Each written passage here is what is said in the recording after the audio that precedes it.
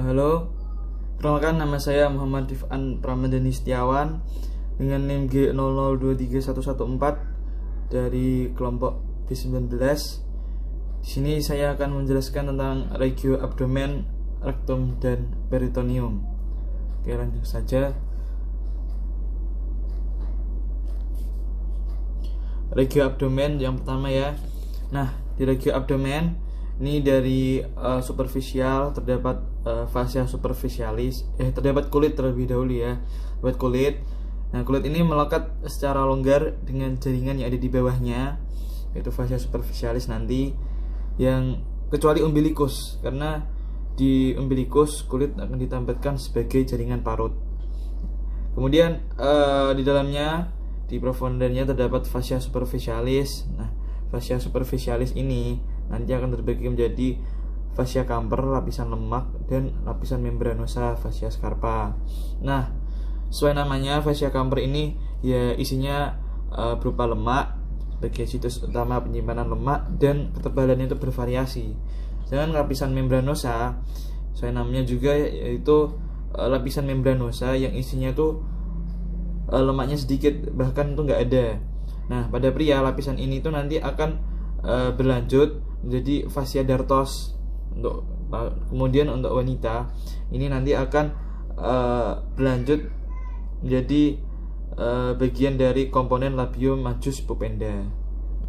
Nah, kemudian di bagian dalamnya lagi itu terdapat fascia profunda, saya namanya.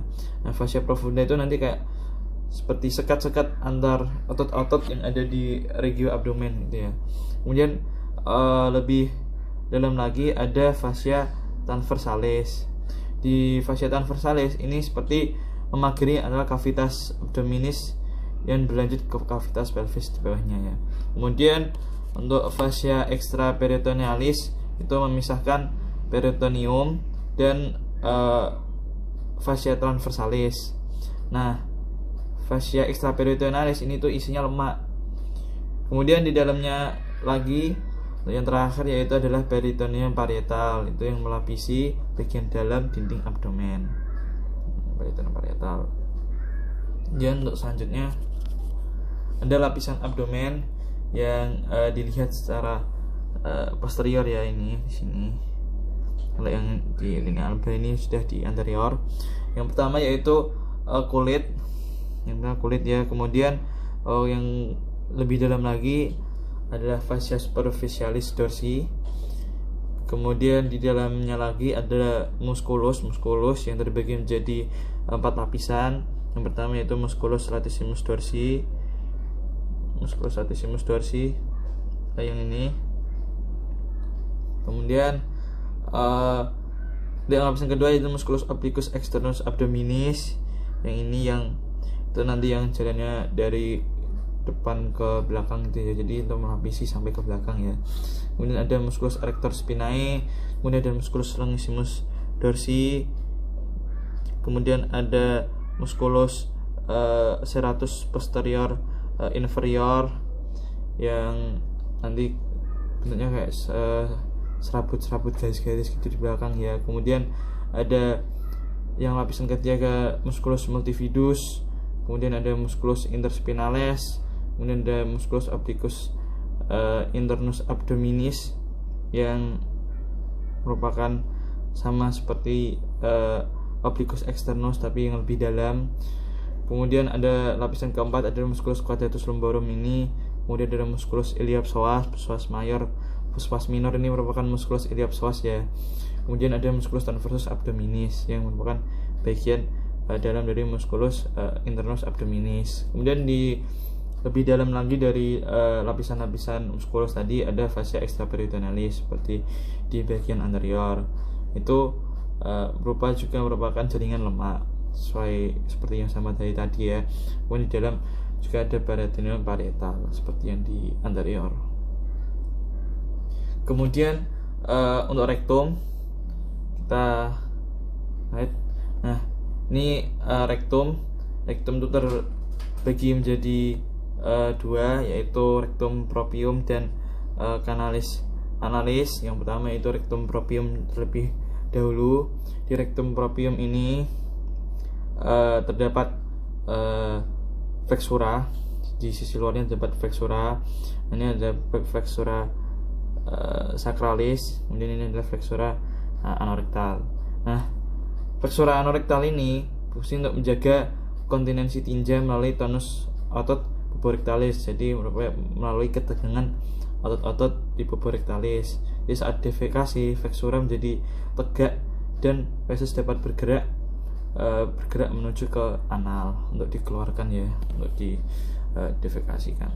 Kemudian di sisi dalamnya terdapat tunika mukosa, dapat lipatan-lipatan transversa yang disebut plica transversalis recti. Jika ini di sini, yang ini ada yang superior, ada yang middle, ada yang inferior. Namanya itu valve of Houston nama ini ya, transverse fold of rectum. Kemudian di zona transisi dari rectum ke canalis analis ditandai oleh linea anorektal ini, anorektal line ini yang berupa garis serabut titik ini. Nah, di area ini dicirikan dengan adanya perubahan dari plica transversalis recti menjadi plica longitudinal anal kanal. Nanti sebenarnya plikanya tidak terlalu tidak kelihatan ya di sini, nanti ada plica transversalis nanti berubah menjadi plica yang longitudinal. Nah, kemudian selanjutnya itu di canalis analis. Itu canalis analis nanti dibagi menjadi 3 segmen. Yang pertama adalah zona columnaris yang terdiri dari lipatan longitudinal atau kolom-kolom ya, sesuai namanya, bentuk kolom-kolom ini yang dibentuk dari corpus cavernosum. Epitelnya berupa kolumner, sinder atau kuboid. Nah, ini yang berupa ini ya, anal kolom morgak ini ya, berupa kolom-kolom ini. Nah, kemudian ada juga pecten analis, itu pecten ini di bawahnya tadi zona kolumner. Ada epithelium squamous kompleks non keratinisasi, jadi ini epitel tipis yang bertumpuk-tumpuk tapi belum terkeratinasi, yang menimbulkan zona putih di mukosa zona alba. Garis superior pada zona ini disebut linea pectinea. Nah, ada pectineal line ini yang bergerigi ini ya, mengikuti katup anal. Pada bagian ini juga terdapat valvula anales, ini namanya anal valve nama bahasa Inggrisnya, yang putih-putih kecil ini. Nah, kemudian di bawahnya ada zona cutanea. Zona cutanea ini adalah zona cutanea. Adalah kulit eksternal dibatasi oleh linea anocutanea. Di sini ini ya, anocutaneous line atau intersphincteric groove di antara sphincter gitu ya. Kemudian untuk zona hemoroid ya, hemoroid itu nanti akan dibagi menjadi 2, yaitu yang internal dan eksternal. Nah, bagaimana cara mengetahui yang hemoroid internal dan eksternal? Itu nanti yang internal itu dibatasi oleh linea pectinea. Jadi di atasnya linea pectinea. Linea pectinea itu ini ya, yang bergerigi ini. Nanti yang jika hemoroidnya terjadi di atas ini, itu nanti diklasifikasikan menjadi hemoroid internal. Nah, jika sudah masuk ke bawah sini, yang di bawah sini ya, jadi itu sudah termasuk hemoroid eksternal. Oke, kemudian pada permukaan dalam terdapat kolumna rectalis tadi. Pada rectum kolumner ini, karena ada kolumna rectalis ya, atau disebut juga morgagni, sehingga namanya tadinya zona kolumner ya, merupakan terdiri dari 5-10 lipatan tunika mukosa longitudinal, karena ada anastomose dari arteri dan vena cabang-cabang dari pars intramuscularis arteri rectalis superior. Jadi merupakan karena hasil anastomosis dari arteri-arteri dan vena-vena. Kemudian ada valvula anales. Ini anal valve ini merupakan pelipatan mukosa yang menghubungkan tiap 2 kolumna pada bagian kaudal. Jadi pelipatan mukosa yang menghubungkan tiap 2 kolumna ini, morgagni ini, pada bagian kaudal. Kemudian ada sinus rectalis. Sinus rectalis ini anal sinus ini ya, itu merupakan cekungan di antara valvula anales. Jadi merupakan cekungan itu tuh namanya anal sinus. Kemudian selanjutnya itu otot canalis analis. Ini terbagi menjadi 4 ya, ada 4. Yang pertama adalah musculus levator ani atau disebut juga musculus puborectalis.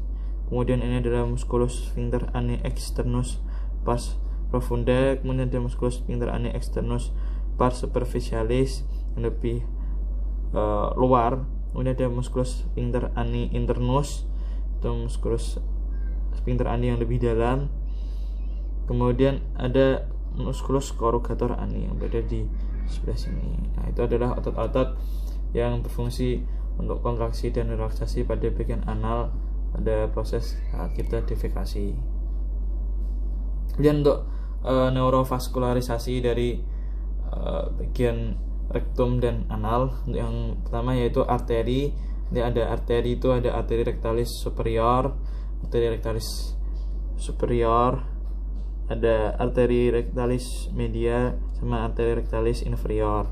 Nah, yang arteri rectalis superior ini merupakan cabang dari arteri mesenterica inferior. Nah, ini kan mesenterica inferior ini ya. Kemudian ada arteri rectalis media merupakan cabang dari arteri iliaca interna. Kemudian ada arteri rectalis inferior juga sama merupakan cabang dari arteri iliaca interna. Kemudian untuk vena ini merupakan sama, ada vena rectalis superior, ada vena rectalis media sama vena rectalis inferior. Nah, vena rectalis superior ini akan beranastomosis dengan vena rectalis media dan inferior yang nantinya akan bermuara menuju ke vena porta hepatis untuk dibawa ke hepar ya. Kemudian untuk inervasinya secara simpatis yaitu melalui nervus splenolumbalis. Kemudian untuk parasimpatis nervus splanchnici pelvici atau nervi erythemes. Ya, ini yang simpatis itu merupakan untuk proses fight and flight, sedangkan parasimpatis untuk rest and digest ya. Dan untuk peritoneum sendiri adalah cairan serosa tipis yang melapisi dinding kavitas abdominal atau kavitas perut, dan di beberapa titik berefleksi ke viscera abdomen yang memberikan penutup sempurna atau ditutupi seluruhnya yang dinamakan intraperitoneal. Sedangkan yang sebagian itu merupakan retroperitoneal yang dilapisi pada bagian anteriornya saja. Peritoneum ini melapisi dinding abdominalis itu dinamakan peritoneum parietal. Sementara peritoneum yang melapisi organ dalam atau visceral itu namanya sesuai apa yang dilapisinya, yaitu peritoneum visceral. Nah, kemudian ini ya tadi peritoneum visceral ini melapisi organ dalam ini visceralnya.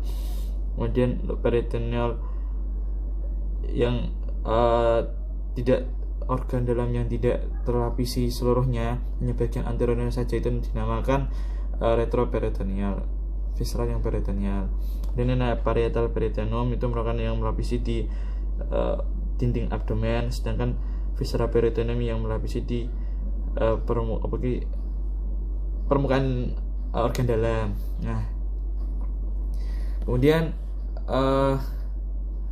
untuk organ yang retroperitoneal itu dihafalkan menggunakan cara gampang, yaitu Sedgwick yang merupakan kepanjangan dari S suprarenal gland atau glandula suprarenalis. Kemudian ada aorta, kemudian ada duodenum kecuali pars superior. Jadi yang bagian inferior, ascendant dan descendant itu nanti merupakan organ yang intraperitoneal. Kemudian untuk yang pankreas itu kecuali kauda. Jadi maksud saya yang duodenum yang part superior itu nanti intraperitoneal, sedangkan pankreas yang kecuali kauda, jadi yang kauda itu merupakan organ intraperitoneal. Kemudian yang retroperitoneal lagi ada ureter, kemudian ada kolon ascendent dan descendent. Jadi kolon yang transversum, kemudian sigmoideum itu termasuknya organ intraperitoneal ya. Kemudian ada kidney atau ren atau ginjal, ada esophagus, kemudian ada rectum. Dan untuk heparlien itu merupakan bentuk organ intraperitoneal. Kemudian ada duplikator peritoneum. Pertama ada mesenterium. Mesenterium ini melekatkan viscera intraperitoneal ke dinding posterior abdomen. Tadi kan ada organ dalam yang dilekati seluruhnya oleh peritoneum. Nah, peritoneum yang melekati itu nanti akan menjadi mesenterium yang melekatkan viscera intraperitoneal ke dinding posterior abdomen, sehingga organ dalamnya itu masih ada pelekatannya, sehingga ada yang menyangga organ dalam tersebut. Nah, mesenterium ini merupakan lipatan ganda peritoneum, karena kan tadi menyelubung seperti gambar ini ya, mesenterium ini ya. Nah, ini menghubungkan jejunum dan ileum dengan dinding posterior abdomen. Kemudian untuk namanya sesuai apa yang dilekatinya. Jika mesenterium yang melekati kolon transversum itu namanya mesokolon transversum. Kemudian mesenterium yang melekati appendix itu namanya mesoappendix. Kemudian ada omentum. Omentum ini terbagi menjadi dua, yaitu omentum maius dan omentum minus. Yang ini merupakan omentum maius yang berada di posterior gaster, dan omentum minus yang berada di atasnya gaster ya, di superiornya gaster. Kemudian ada ligamentum peritonei. Ini melekatkan organ ke organ lain maupun dinding abdomen yang dapat juga membentuk omentum. Jadi omentum maius dan omentum minus ini merupakan hasil dari ligamentum peritonei.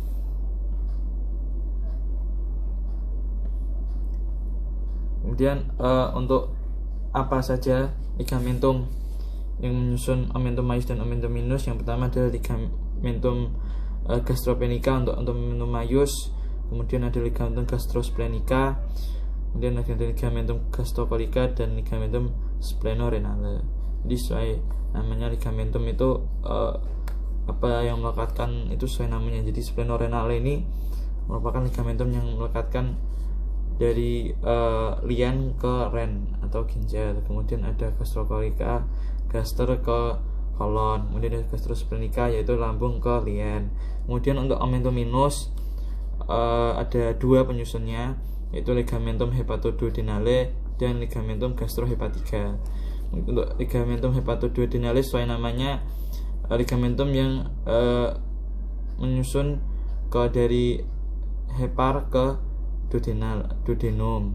Kemudian untuk gastrohepatica sebenarnya untuk melekatkan antara gaster dan hepar, jadi yang berada di atas ini ya, itu omentum minus. Dan untuk tadi kan peritoneum kan yang melapisi ini ya, otomatis kan terdapat rongga di dalam peritoneum. Nah, jadi sakus mayor. Nah, ini yang di antara biru-biru ini namanya greater sac ya. Ini greater sac atau sakus mayor menempati sebagian besar ruang di cavitas peritonealis, dimulai di superior pada diafragma dan berlanjut ke inferior sampai ke dalam cavitas pelvis.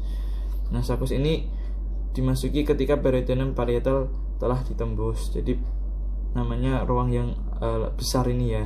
Nah, kemudian ada yang lebih kecil otomatis kan. Nah, itu adalah di sini yang berwarna hijau ini, namanya omental bursa atau laser sac, laser lebih kecil. Adalah subdivisi atau bagian dari yang lebih kecil pada cavitas peritonealis di posterior dari gaster ini, dan hepar ya, dan berhubungan dengan sakus mayor melalui sebuah foramen yang namanya ini epiploica foramen atau foramen winslowi, mantel foramen yang berwarna kecil ini ya. Nah, ini merupakan lubang bertemunya greater sac dan lesser sac. Jadi ini yang menghubungkan antara dua kavitas tadi, namanya foramen Winslow ini ya. Oke, jadi itu saja apa yang saya bisa sampaikan. Semoga berguna dan bermanfaat bagi diri saya sendiri dan orang lain. Terima kasih.